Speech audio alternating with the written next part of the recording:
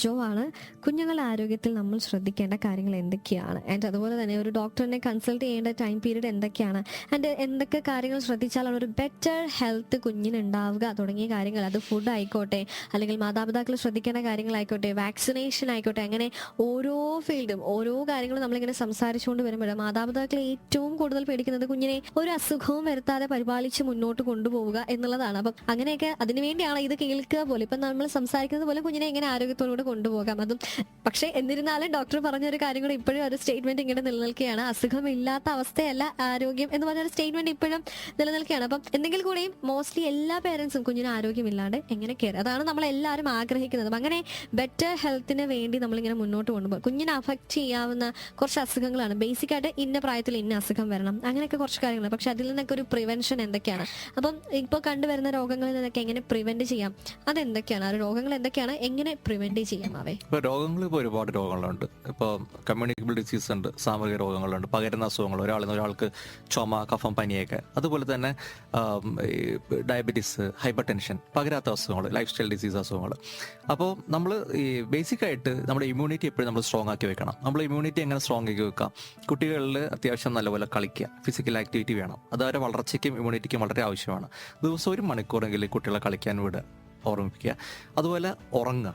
10 വയസ്സിന് താഴെയുള്ള കുട്ടികൾ ഒരു 10 മണിക്കൂറെങ്കിലും ഉറങ്ങിയാലാണ് അവർക്ക് നല്ല ആരോഗ്യവും ഇമ്മ്യൂണിറ്റിയും പ്രതിരോധശക്തി, ഇമ്മ്യൂണിറ്റി ഉദ്ദേശിക്കുന്ന പ്രതിരോധശക്തിയും അതുപോലെ പഠിച്ച കാര്യങ്ങൾ ഓർമ്മയിൽ നിൽക്കാനും നല്ല വളർച്ചയും മാനസിക വളർച്ച. ഉറങ്ങുമ്പോഴാണ് ഈ ഗ്രോത്ത് ഹോർമോൺ റിലീസ് ചെയ്യുന്നത്. അപ്പോൾ കുഞ്ഞുങ്ങൾ വലുതാവുന്നത്. അപ്പോൾ 10 വയസ്സിന് താഴെയുള്ള കുട്ടികൾ ഒരു 10 മണിക്കൂറെങ്കിലും ഉറങ്ങിയിരിക്കണം. വളരെ ഇമ്പോർട്ടൻ്റ് ആണ്. 1 മണിക്കൂർ കളിച്ചിരിക്കണം. ഭക്ഷണം ഏജ് അപ്രോപ്രിയേറ്റ് കാലറി ഫുഡ് കഴിക്കണം. ഈ കാലറി ഫുഡ് കഴിക്കുന്ന നേരത്തെ പറഞ്ഞ പോലെ ഇപ്പോൾ ഈ ഏറ്റവും കൂടുതൽ ആൺകുട്ടികളും പെൺകുട്ടികളും വളരുന്ന ഒരു സമയമാണ് പ്യൂബറിറ്റി. അവർ 10 വയസ്സ് കഴിയുമ്പോൾ 9.5 വയസ്സിലെ പെൺകുട്ടികൾ നേരത്തെ വളർച്ച തുടങ്ങും.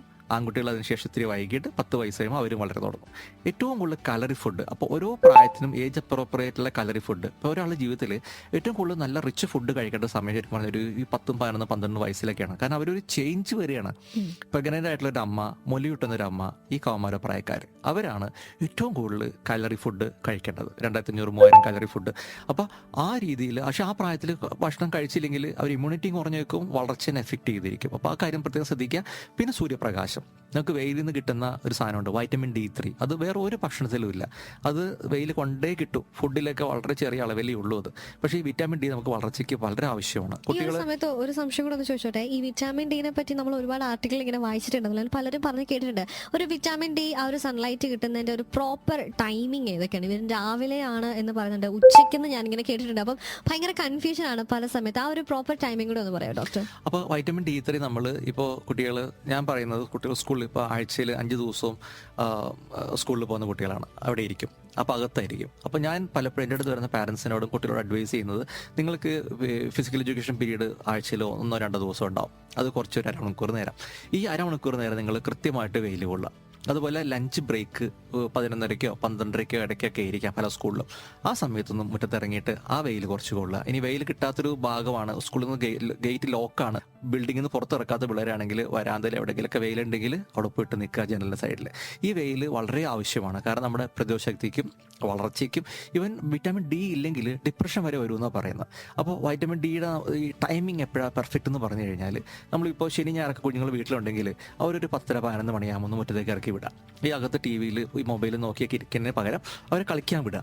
നമ്മൾ ശരിക്കും പറഞ്ഞാൽ ഈ സൺലൈറ്റിൻ്റെ ഒരു കറക്റ്റ് ആ ഒരു വേവ് ലെങ്ത്, വൈറ്റമിൻ ഡി കിട്ടേണ്ടത് ശരിക്കും പറഞ്ഞാൽ 10, 11, 12, 1 മണി സമയത്താണ്. നമ്മൾ അൾട്രാ വയലറ്റ് അധികം പേടിക്കേണ്ട, അത്ര വലിയ റേഡിയേഷനുള്ള നാടൊന്നുമല്ല നമ്മുടെ നാട്. അപ്പോൾ അതുകൊണ്ട് ഈ വെയിൽ കൊള്ളാൻ മടിക്കരുത്. നമ്മൾ പണ്ട് കാലത്തൊക്കെ ഒത്തിരി വെയിൽ കൊണ്ടിട്ടുണ്ട്. ഇപ്പോൾ വെയിൽ കൊള്ളുന്നത് കുറവായതുകൊണ്ടും ഈ ഇമ്മ്യൂണിറ്റിയുടെ പ്രശ്നവും ഗ്രോത്തിൻ്റെ പ്രശ്നവും, കുഞ്ഞുങ്ങളുടെ കാല് വേദന, ഒത്തിരി കളിച്ച് കഴിഞ്ഞ് വൈകിട്ട് വീട്ടിൽ കയറി വരുമ്പോൾ കാലിന് വേദനയും മുട്ടുകാലിന് വേദന, മുട്ടിൻ്റെ താഴെ വേദന. അപ്പോൾ ഇതെല്ലാം അമ്മമാർക്കാണെങ്കിൽ ഒരു കാലുവേദന, പ്രായമാകുമ്പോഴേക്കും മുട്ടിന് പ്രശ്നങ്ങൾ, കാലൊടിയുന്നു, പ്രത്യേകിച്ച് സ്ത്രീകൾ. അപ്പോൾ ഇവരെല്ലാവരും, നമ്മളിപ്പോൾ അമ്മമാർ പണ്ടൊക്കെ വെയിൽ കൊണ്ടിരുന്നു, ഇപ്പോൾ അവർ വെയിൽ കൊള്ളുന്നില്ല, മുറ്റടിക്കുന്നില്ല, മുറ്റത്ത് വെയിലത്ത് തുണി ഉണക്കാടുന്നില്ല. അതെല്ലാം നമ്മൾ റൂഫ് എല്ലാം കെട്ടിയിട്ട് ടെറസിലും മേളിൽ കൊണ്ട് ഇടുകയാണ് ഇപ്പോൾ. അപ്പോൾ നിങ്ങൾ വീട്ടിൽ നിൽക്കുമ്പോൾ അമ്മമാർ അറ്റ്ലീസ്റ്റ് വീടിൻ്റെ പിൻപുറത്തോ അല്ലെങ്കിൽ പുറത്തോ എവിടെ വെച്ചാൽ വെയിൽ എക്സ്പോസ് ചെയ്യും. ഞാൻ ഈ പറഞ്ഞ സമയം 10, 11, 12 ടൈമിലുള്ള വെയിൽ അമ്മമാർ കൊള്ളാം. എങ്ങനെ വെയിൽ കൊള്ളണം? ഈ മക്കള് അമ്മമാർ വെയിൽ കൊള്ളേണ്ടത് എങ്ങനെയാ? ഡ്രസ്സിന്റെ പുറത്ത് വെയിൽ വീണിട്ട് കാര്യമില്ല, നേരെ സ്കിന്നിൽ എക്സ്പോസ്ഡ് ആവണം. അപ്പോൾ നമ്മുടെ സ്കിന്നിൽ തൊലിപ്പുറത്ത് നേരിട്ട് വെയിൽ വീണ് കഴിയുമ്പോൾ ആ വെയിൽ സ്കിന്ന് സിന്തസൈസ് ചെയ്യും വൈറ്റമിൻ D3. അങ്ങനെയാണ് ഇത് പ്രിപ്പയർ ചെയ്യുന്നത്. അപ്പോൾ നമ്മൾ വെയിൽ സമയം കിട്ടുമ്പോഴൊക്കെ വെയിൽ കൊള്ളാൻ ശ്രദ്ധിക്കുക. അപ്പോൾ ഈ വിറ്റാമിൻ D ഇമ്മ്യൂണിറ്റിക്ക് ആവശ്യമാണ്. പിന്നെ സിങ്ക് എന്നുള്ള സാധനം, അത് വിറ്റാമിൻ വളരെ ഇമ്പോർട്ടൻ്റ് ആണ് ഇമ്മ്യൂണിറ്റിക്ക്. അതുപോലെ തന്നെ അയൺ നമ്മൾ എങ്ങനെ കൊടുക്കും കുട്ടികൾക്ക്?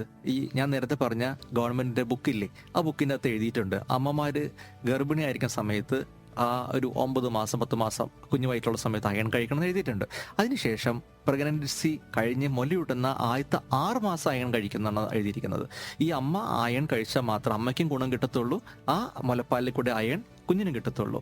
അത് ആദ്യത്തെ ഫസ്റ്റ് സ്റ്റെപ്പ്. എത്ര പേര് 6 മാസം അയൺ കഴിക്കുന്നുണ്ട്? നിങ്ങളും ചിന്തിച്ചു നോക്കൂ. ആരും കഴിക്കണ്ടാവില്ല. 1 മാസം കഴിക്കും, 2 മാസം കഴിക്കും, 3 മാസം കഴിക്കും, ഡ്രോപ്പ് ചെയ്യും. ചിലർക്ക് കോൺസ്റ്റിപ്പേഷനോ പല പ്രശ്നങ്ങളും ഉണ്ടായിരിക്കാം. കോൺസ്റ്റിപ്പേഷൻ ഇല്ലാത്ത അയൺ ഗുളിക മാർക്കറ്റിൽ അവൈലബിൾ ആണ്, മേടിച്ച് കഴിക്കണം.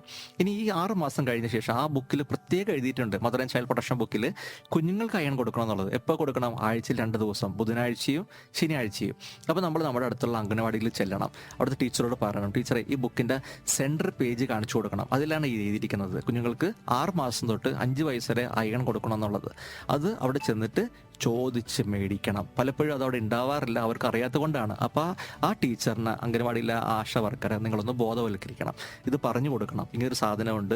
ഗവൺമെൻറ്റിൻ്റെ പുതിയൊരു പ്രോഗ്രാമാണ് വിവ എന്ന് പറഞ്ഞിട്ട്. വിവ എന്ന് പറഞ്ഞാൽ വിളർച്ചയിൽ നിന്നും വളർച്ചയിലേക്ക്. കാരണം കേരളത്തിൽ, നമ്മുടെ നാട്ടിലൊരു 50-60% കുട്ടികൾ അനീമിക്കാണ്, വിളർച്ച നേരിടുന്നുണ്ട്. അപ്പോൾ ഈ വിളർച്ച ഇല്ലാത്ത കുട്ടികൾക്ക്, വിളർച്ചയുണ്ടെങ്കിൽ വിശപ്പ് കുറഞ്ഞു പോകും, ഈ കുട്ടികൾക്ക് ഇമ്മ്യൂണിറ്റി കുറവായിരിക്കും, പ്രതിരോധശക്തി കുറവായിരിക്കും, അവരുടെ സ്പീച്ച് ഡെവലപ്മെൻറ്റ്, ഡിലേ, പഠിത്തം എല്ലാം അവതാളത്തിലാകും. അപ്പോൾ ഈ കുഞ്ഞുങ്ങൾക്ക് നമുക്ക് അയൺ സപ്ലിമെൻ്റ് ചെയ്യണം. ഈ കുറവുള്ള കുട്ടികളാണെങ്കിൽ, അനീമിയ തീർച്ചയായിട്ടും 10 ഉള്ളെങ്കിൽ 3 മാസം അടുപ്പിച്ച് അയണും ബി കോംപ്ലക്സും വിറ്റാമിൻ സിയും സിങ്ക് എല്ലാം കൂടി ചേർന്ന് കഴിക്കണം. ഇനി അയൺ കുഴപ്പമൊന്നും ഇല്ലാത്ത കുട്ടികൾക്കാണെങ്കിൽ, ഇപ്പോൾ ഫുഡിൽ ചീരയും ഇറച്ചിയൊക്കെ എല്ലാ ദിവസവും കഴിക്കുന്ന കുട്ടികൾ ആരൊക്കെയുണ്ട്? അപ്പോൾ അയൺ അവർക്ക് കിട്ടുന്നില്ല. അപ്പോൾ ആഴ്ചയിൽ ഒരു 2 ദിവസമെങ്കിലും ഈ 5 വയസ്സിന് താഴെ, 6 മാസം തൊട്ട് 5 വയസ്സിലെ കുട്ടികൾക്ക് നമ്മൾ അയൺ കൊടുത്തു കഴിഞ്ഞാൽ നമുക്കത് കവർ ചെയ്ത് പോകാൻ പറ്റും. അപ്പോൾ നമ്മൾ കുഞ്ഞുങ്ങൾക്ക് ഹെൽത്തിയിൽ പോയിട്ട് അംഗനവാടിയിൽ നമ്മുടെ ആശ വർക്കർമാരുടെ അടുത്ത് ചോദിച്ചിട്ട് അവിടെ അയൺ സപ്ലിമെൻ്റ് ഉണ്ടാകും, അത് വാങ്ങിക്കുക. അത് ഈ 2 ദിവസങ്ങളിൽ നമ്മൾ വീട്ടിൽ കൊണ്ടുവന്നാൽ കുപ്പി തീരുമ്പോൾ തിരിച്ചുകൊണ്ടേ കുപ്പി കൊടുക്കുമ്പോൾ അടുത്ത കുപ്പി തരും. അപ്പോൾ ആ ബുക്കിൽ ആ ടിക്ക് ഇടാനുള്ളതുണ്ട്, ഫസ്റ്റ് കുപ്പി, സെക്കൻഡ് കുപ്പി, തേർഡ് കുപ്പി. അങ്ങനെ 5 വയസ്സ് വരെ നമ്മൾ നമ്മുടെ മക്കൾക്ക് അയൺ കൊടുക്കണം കേട്ടോ. അതുകൂടാതെ 5 വയസ്സ് കഴിഞ്ഞ് കഴിഞ്ഞാൽ നമുക്ക് അയൺ കൊടുക്കാം. കാരണം ഈ വിളർച്ചയിൽ നിന്ന് വളർച്ച പ്രോഗ്രാമിൽ കുട്ടികൾ മാത്രമല്ല, അമ്മമാർ ഉൾപ്പെട്ടിട്ടുണ്ട്, കൗമാരപ്രായക്കാർ ഉൾപ്പെട്ടിട്ടുണ്ട്. അപ്പോൾ അവർക്കെല്ലാവർക്കും പല സ്കൂളിൽ പ്രോഗ്രാം ഉണ്ട്, ആഴ്ചയിൽ 1 ദിവസം അയൺ ഗുളിക കൊടുക്കുന്നത്. കുട്ടികളത് മേടിച്ചിട്ട് കളയും. പക്ഷെ അവരെ ബോധവൽക്കരിക്കണം, പറയണം, മക്കളെ നിങ്ങളുടെ ആരോഗ്യത്തിന് വേണ്ടിയാണ് ഈ അയൺ ഗുളിക കഴിക്കുന്നത്. നിങ്ങൾക്ക് പീരീഡ്സ് വരുന്നത്, നിങ്ങൾക്ക് ബ്ലഡ് നഷ്ടപ്പെടുന്നത്, ഇത് റിപ്ലേസ് ചെയ്യണമെങ്കിൽ ഈ അയൺ ഗുളിക ആഴ്ചയിൽ ഒരെണ്ണെങ്കിലും കഴിക്കുക. ചീര കഴിക്കുക. വളരുന്ന കുഞ്ഞുങ്ങൾക്ക് ആഴ്ചയിൽ 2 ദിവസം ഇറച്ചി വെച്ച് കൊടുക്കുക. ഇറച്ചിയിൽ നിന്ന് കിട്ടുന്ന അയൺ പച്ചക്കറിയേക്കാളും കൂടുതൽ അയണാണ്, ഇരുമ്പ് അടങ്ങിയിട്ടുണ്ട്. അപ്പോൾ അത് കൂടുതലായിട്ട് കൊടുക്കുക. മാതളം കൊടുക്കുക. അയൺ അടങ്ങിയിട്ടുള്ള പേരയ്ക്ക, നമ്മൾ പണ്ട് കരുതിയിരുന്നത് നെല്ലിക്കയിലാണ് അയൺ കൂടുതൽ, നെല്ലിക്കകളും കൂടുതൽ അയൺ പേരയ്ക്കയിലുണ്ട്. അപ്പോൾ നമ്മുടെ നാട്ടിൽ സുലഭമായിട്ട് കിട്ടുന്ന സാധനം പേരയ്ക്ക. ഇത് നമ്മൾ കുട്ടികൾക്ക് ദിവസം കുഴയ്ക്കാൻ കൊടുക്കുക. വിര ഇളക്കുക. ഈ വിര എങ്ങനെ ജീവിക്കുന്നത്? നമ്മുടെ ബ്ലഡ് കുടിച്ചിട്ടാണ്. അപ്പോൾ കുഞ്ഞുങ്ങൾ കൃത്യമായിട്ട് 6 മാസം കൂടുമ്പോൾ വിരയുടെ മരുന്ന് കൊടുക്കുക. ഇനി വിര ശല്യം എപ്പോൾ കണ്ടാലും അപ്പം മരുന്ന് കൊടുത്തത് കറക്റ്റ് ചെയ്യണം. അങ്ങനെ കുറേ കാര്യങ്ങൾ നമ്മൾ ശ്രദ്ധിച്ചു പോകണമെങ്കിൽ, അതുപോലെ ഫുഡ്, സമീകൃത ആഹാരം, അത് നമ്മൾ കുഞ്ഞുങ്ങൾക്ക് ഇമ്മ്യൂണിറ്റി കൂടാനുള്ള രീതിയിൽ കറക്റ്റായിട്ടുള്ള പാകത്തിനുള്ള ഫുഡും കാര്യങ്ങളും എല്ലാം നമ്മൾ പറയുന്നത് വെച്ചാൽ വിബ്ജിയോർ എന്ന് പറയും. വിബ്ജിയോർ എല്ലാവർക്കും അറിയാമോ? മഴവില്ലിൻ്റെ 7 കളറുകൾ, violet, IndiGo, blue, green, orange, yellow, red, ഈ എല്ലാ കളറിലുള്ള പച്ചക്കറികളും പഴവർഗ്ഗങ്ങളും നമ്മൾ കുട്ടികളെ കഴിച്ച് പഠിപ്പിക്കണം. അപ്പോൾ കടയിലേക്ക് പോകുമ്പോൾ അവർ കൊണ്ടുപോകുക, അവരും കൊണ്ട് സെലക്ട് ചെയ്യിക്കുക. എന്നിട്ട് ഇന്ന് ഒരു കളർ, നാളെ മറ്റേ കളർ. അപ്പോൾ എല്ലാ കളറും മാറി മാറി കൊടുക്കുമ്പോഴേ നമുക്ക് എല്ലാ വിറ്റാമിനുകളും നമുക്ക് ഇതിൽ നിന്ന് കിട്ടും. അപ്പോൾ അങ്ങനെയുള്ള കാര്യങ്ങളൊക്കെ ഒന്ന് ശ്രദ്ധിക്കുക. കൂടുതൽ അറിയണമെങ്കിൽ ഡോക്ടർമാരെ കാണുക. Okay doctor. ആൻഡ് നമ്മളിപ്പം കുഞ്ഞുങ്ങളുടെ ഫിസിക്കൽ ഹെൽത്തിനെ പറ്റി നമ്മൾ സംസാരിച്ചു. ഇനി നമുക്ക് അറിയേണ്ടതായിട്ടുള്ളത് കുഞ്ഞിന്റെ മെന്റൽ ഹെൽത്ത് എങ്ങനെ നമുക്ക് സംരക്ഷിക്കാം തുടങ്ങിയ കാര്യങ്ങളാണ്. സോ അത് കേൾക്കാം കുറച്ച് പാട്ടുകൾക്ക് ശേഷം.